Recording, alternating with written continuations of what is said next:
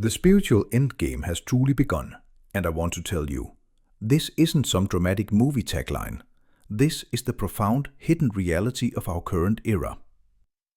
While we often find ourselves caught up in the political theater and economic crises that dominate the news, I've come to understand that a much deeper, more fundamental battle is actually unfolding beneath the surface.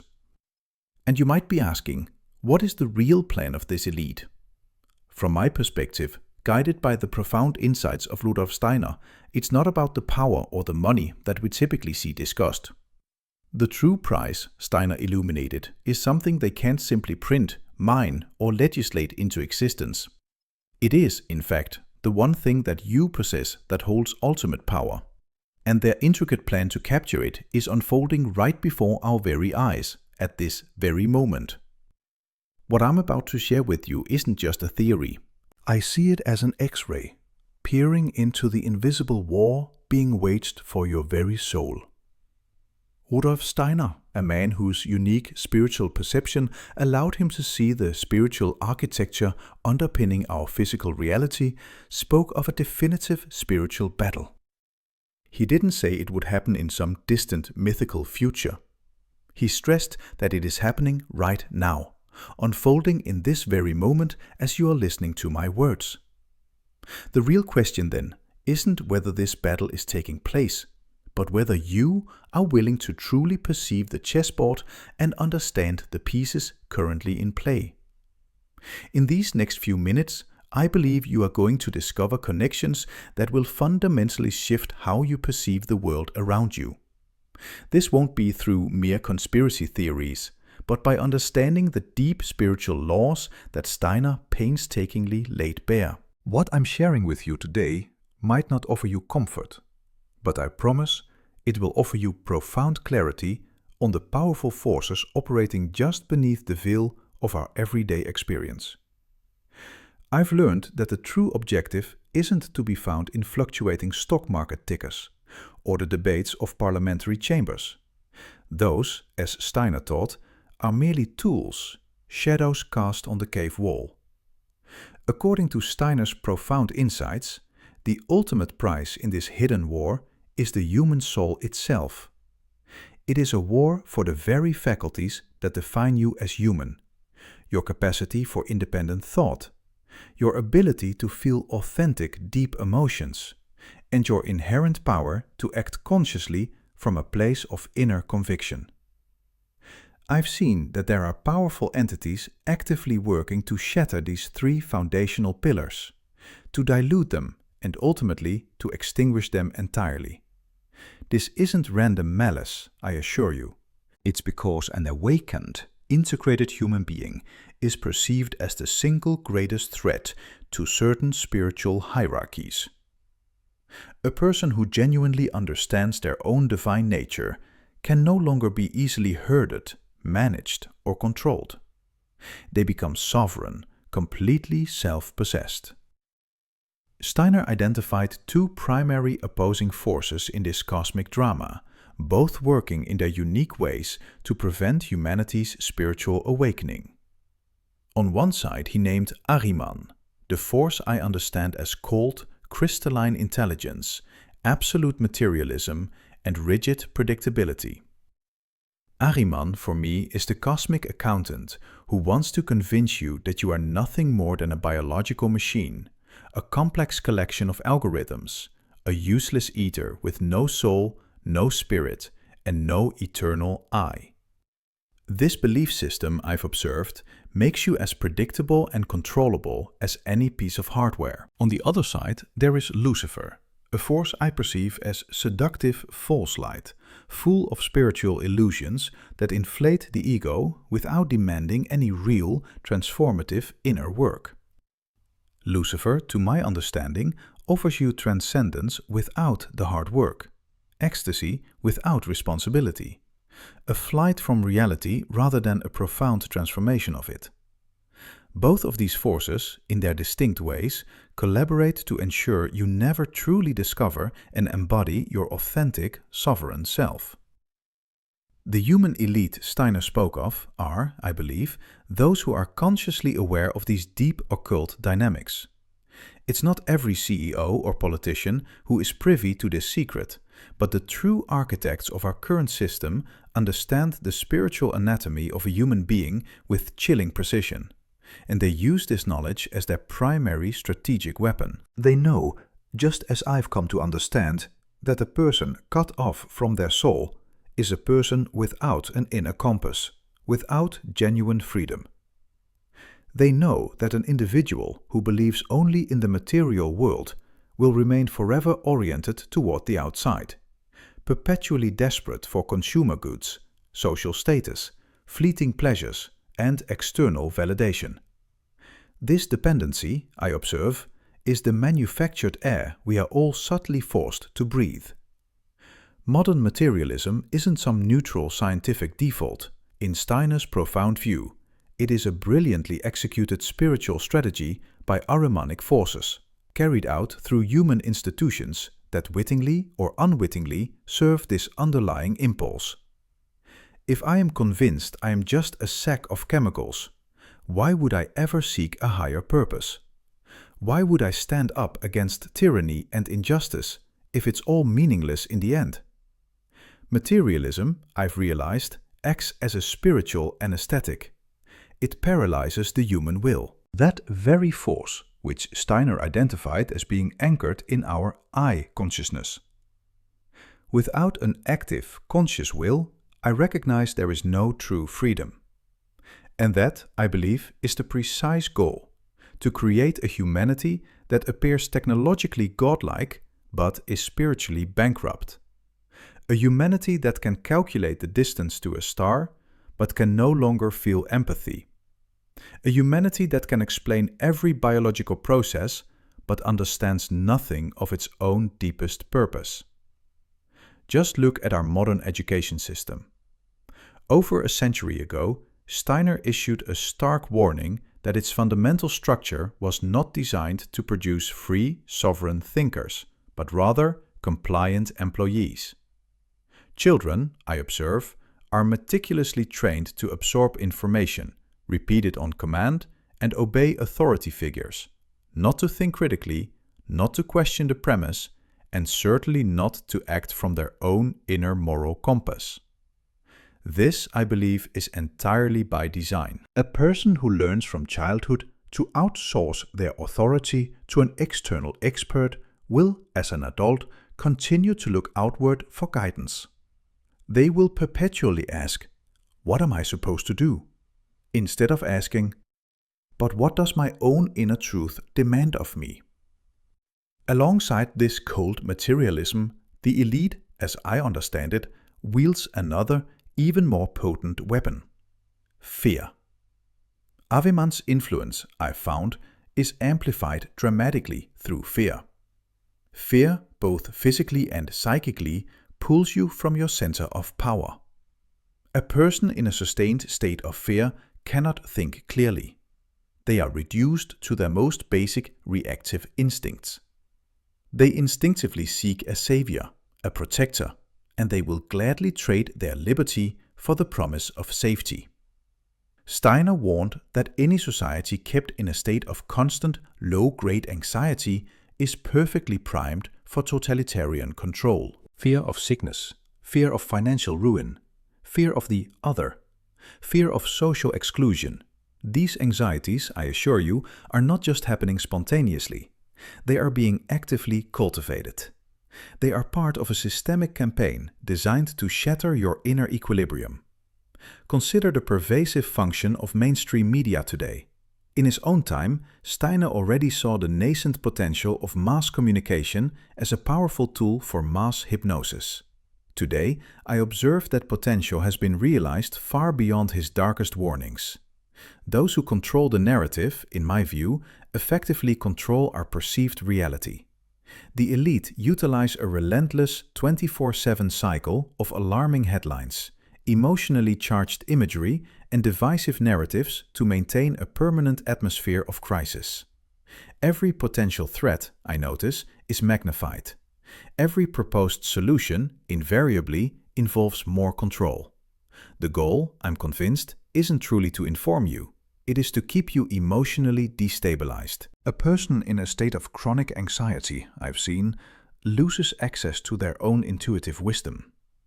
They become utterly dependent on the very authorities who are telling them what to think, what to feel, and precisely how to act. The deepest and most powerful fear being cultivated, I believe, is the fear of death. According to Steiner's spiritual science, death is not an annihilation. It is, in fact, a transition, a threshold we consciously cross into other forms of consciousness. But the materialist doctrine, I observe, denies this truth with ferocious intensity. If death is presented as the absolute, final end, then it transforms into the ultimate tool of terror. And a person who is terrified of death will, I've noticed, sacrifice any liberty, abandon any dignity, just to prolong their biological existence for one more day. This, for me, is the ultimate existential blackmail, and it effectively keeps humanity in shackles. Steiner saw this. They are consumed by their own inner conflicts. Their life force is dissipated before it can ever be effectively directed into conscious, willed action. The extreme specialization of our careers, the constant bombardment of contradictory information, the digital deluge of distractions, all of it, I've realized, serves to fragment you. You are never truly supposed to feel whole. You are meant to be constantly shifting between roles, wearing different masks, but never, ever stopping to ask, who is the one wearing them? Steiner called this the strategy of dissociation. The head is severed from the heart, and the heart is severed from the hands. If I cannot feel what I think, and I do not act on what I feel, I am no longer whole. And a person who is not whole, I understand, can never be truly free. Another primary tool I've noticed is perpetual distraction. Steiner taught that human attention is nothing less than the gateway to the higher self. When you are fully present in a moment of pure, willed concentration, you are, I believe, touching your own spiritual essence. This, above all, must be prevented. The elite have, in my observation, architected a world of non-stop stimuli.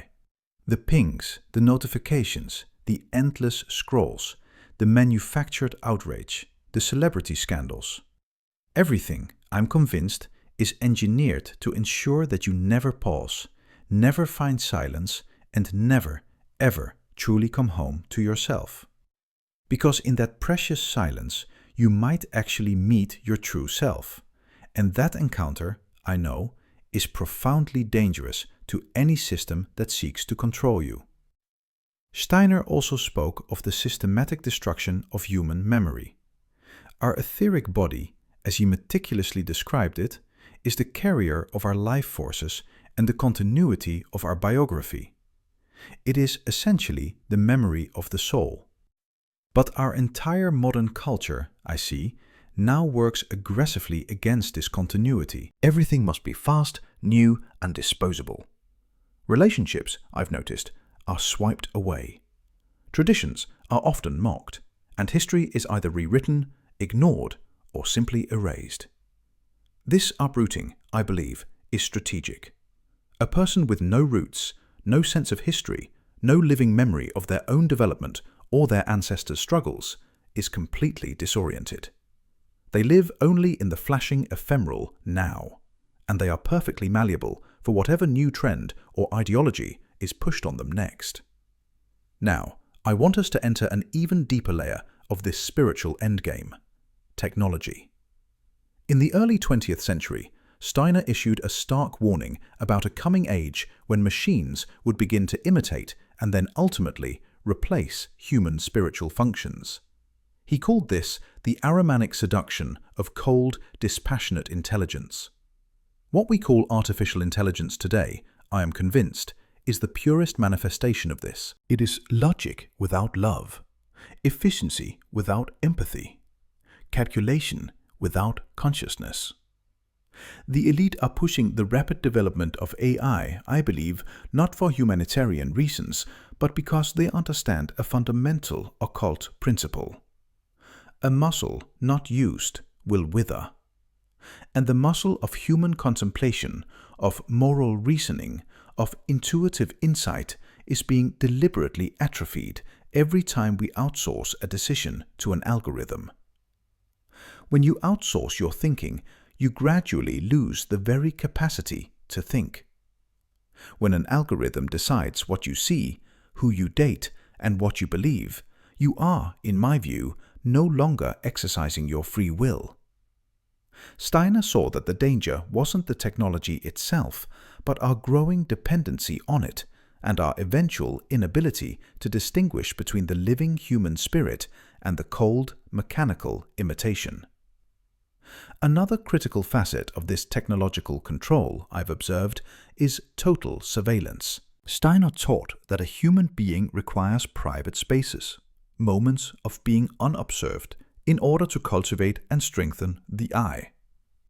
The inner sanctum of the soul needs protection from the outside world. Yet the elite I see are rapidly constructing a society where privacy is fast becoming a relic. Cameras on every corner, digital footprints tracking every click, behavioral data harvested and analyzed.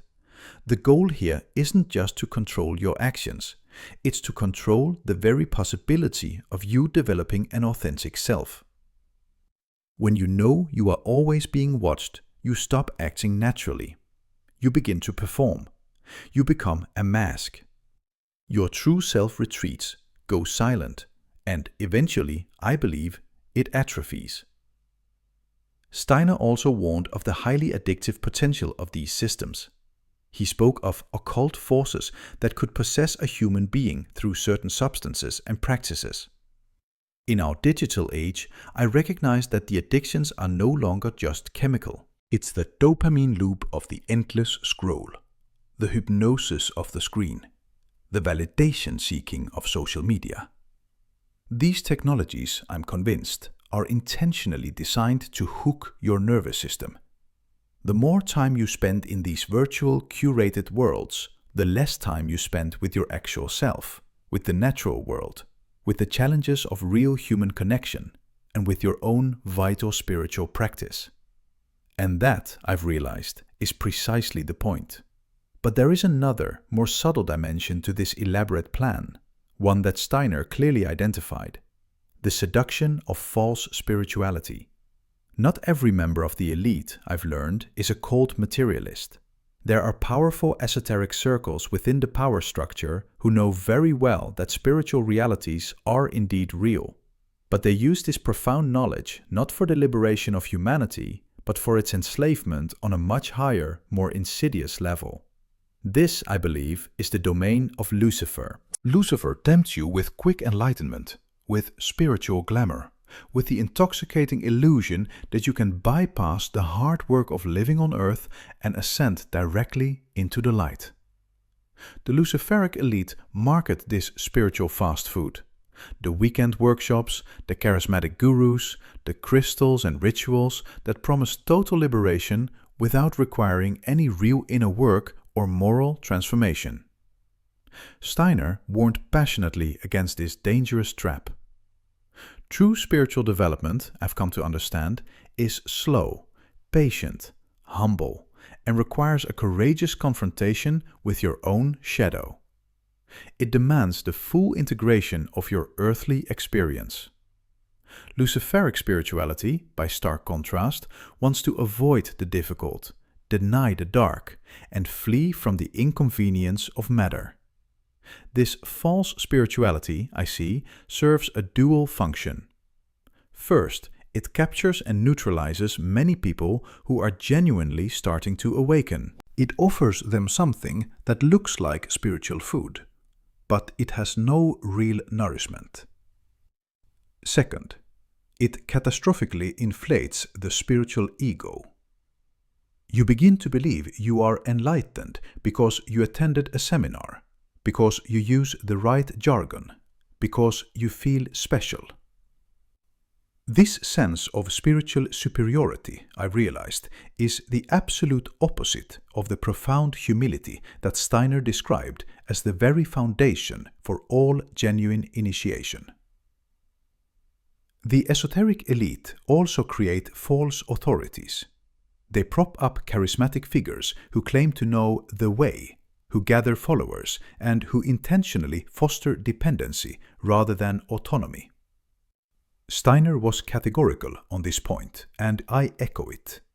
No true spiritual teacher will ever make their students dependent on them.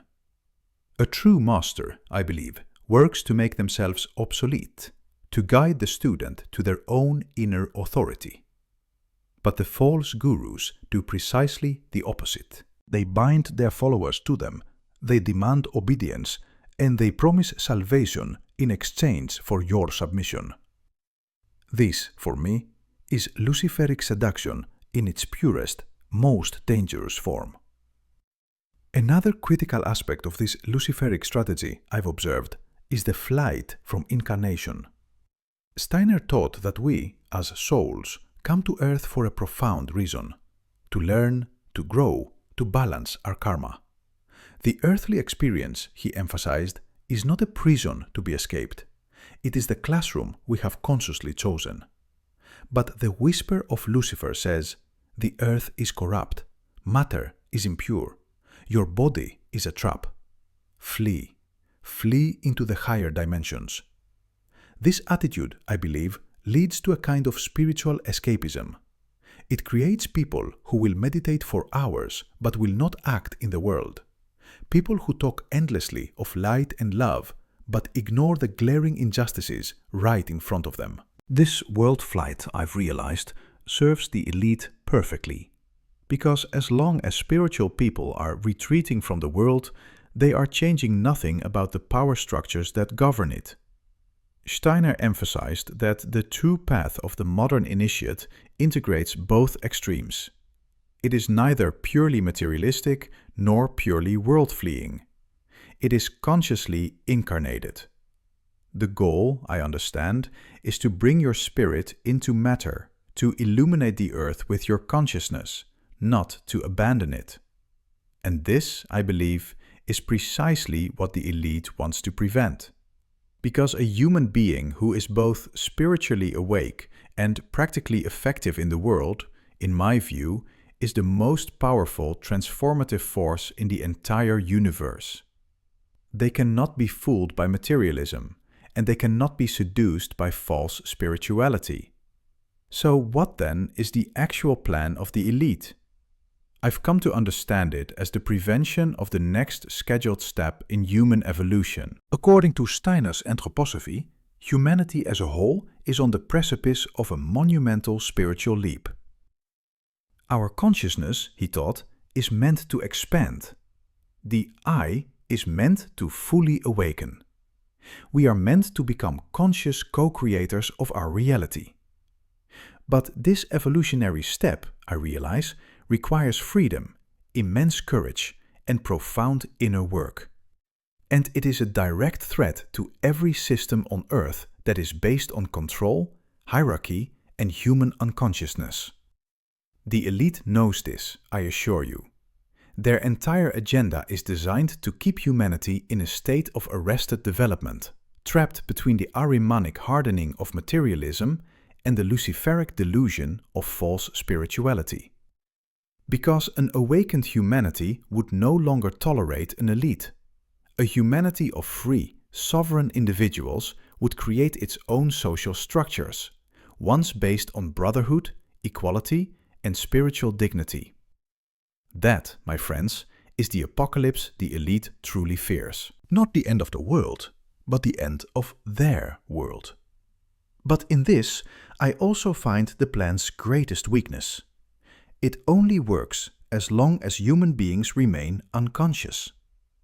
Ahriman, I've learned, has no real power of his own. Lucifer, I understand, has no real substance. They operate through the unawareness, the fear, and the unhealed wounds of the human being.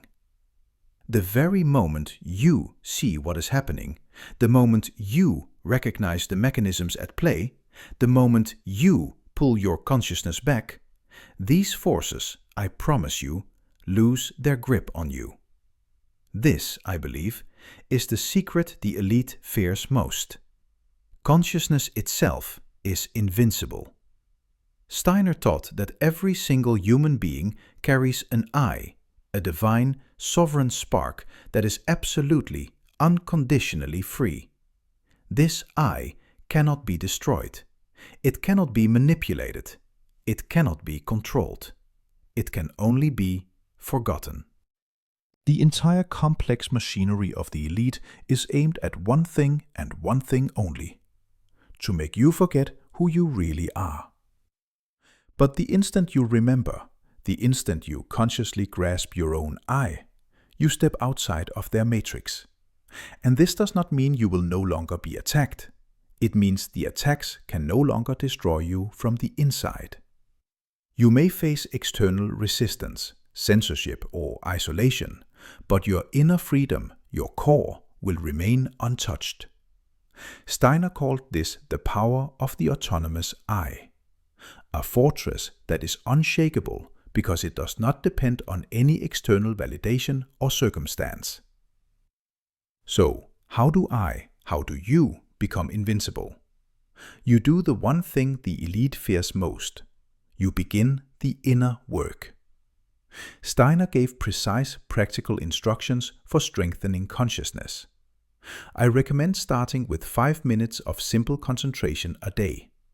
Pick a simple object, a pencil, a leaf, an abstract symbol, and hold your entire mind on it without wavering. This exercise, though it sounds trivial, I assure you, is an act of spiritual warfare. It builds the muscle of your will. You learn to direct your attention rather than having it stolen by external stimuli. This, I believe, is the true beginning of all freedom. Next, cultivate equanimity, a profound calmness of soul in the face of the outer storms, the manufactured crises, the relentless waves of manipulation. Find that still, silent center within you, not as an escape, but as an unshakable anchor. From this place of stillness, you can see clearly, think clearly, and act with precision. Steiner called this soul composure, the ability to remain centered in the very heart of the hurricane. Then, develop ruthless discernment. Learn to differentiate clearly between truth and falsehood, between your own authentic intuition and an implanted manipulation. This, I know, requires diligent practice. Question every thought. Is this my thought, or was it planted there? Question every emotion. Is this an authentic feeling, or am I reacting to a manufactured trigger? Question every action. Is this an act of my free will, or am I just following a conditioned program? This relentless self-observation, I found, is the key to true autonomy. Next, connect with others who are also awakening. Not in a relationship of dependency, not in a new groupthink, but in a free association of sovereign individuals. Steiner stressed that the future will not be won by lone wolves, but by new social forms based on freedom in the cultural sphere, equality in the political sphere, and brotherhood in the economic sphere. Find the people who speak your language, who see what you see, and who are willing to act in the world. And finally, act. This, I feel, is perhaps the most important instruction. Spiritual knowledge that does not translate into action, I believe, is ultimately worthless. Steiner warned against the trap of getting lost in beautiful theories. What you have recognized as true, you must live. Start in your own small sphere. Speak truth where lies are the common currency. Stand for justice where injustice is normalized. Create beauty where ugliness and degradation dominate. Every single conscious act, I believe, is a pinprick of light in the vast darkness. The spiritual endgame, I want to emphasize, is not predetermined. There is no inevitable, fatalistic outcome. Steiner taught that the future is an open field, shaped every single moment by the conscious choices of awakened individuals. The elite have their plans, yes, but those plans, I assure you, are brittle.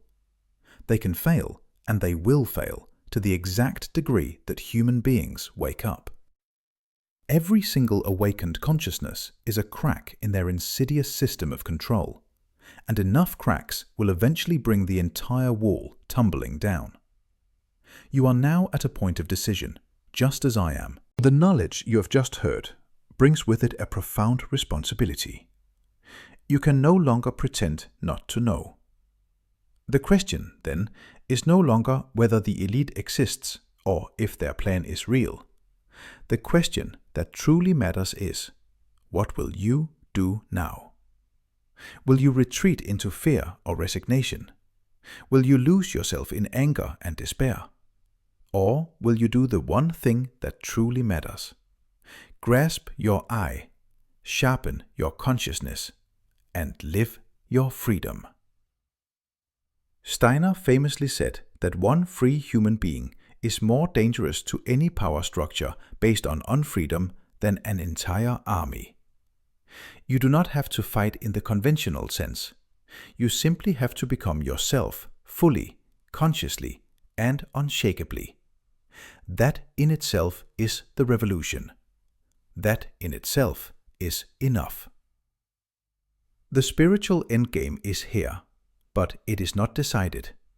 The outcome rests in your hands, in my hands, and in the hands of everyone who is willing to wake up. The elite have their plans, but we have something infinitely more powerful, the immortal I, which no one can ever truly break. Let us ignite that I together, each in our own lives and yet connected in a common vital purpose.